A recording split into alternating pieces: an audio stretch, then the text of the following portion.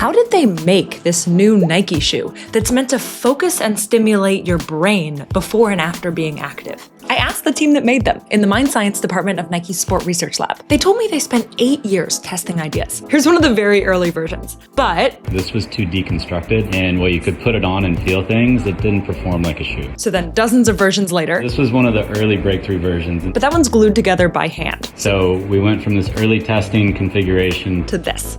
In the final version, this piece holds your foot. It normally holds things together in your running shoes, but it's usually invisible. And in these, it's redesigned to be stretchy so that the nodes can poke through. See that? This part gets cut off during assembly. It allows all the nodes to move independently, both up and down and in a 360 gimbal format. The goal of this design is to try to bring back sensation to receptors in your feet that normal shoes dull. But more than that, we're actually amplifying it a little bit by creating this contrast between the areas of high and low pressure underfoot. The reason to do that is, imagine you're getting ready for a game and you're really in your head. That's the default mode network. And lots of athletes already try to focus on sensation to get out of their heads. We look to amplify the sensation underfoot to engage the sensory motor network, to turn off that default mode network. How do you know if it works? By putting on an EEG cap on 70 athletes. And we looked at differences when they were wearing Nike Mind versus a comparator shoe with the same stack height and a very similar foam. And we saw this augmentation of the sensory motor rhythm over the areas of the brain right on top of the sensory motor cortex. Cool.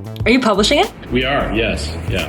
That's awesome. If you want to learn more or get a pair, go to nike.com/mind.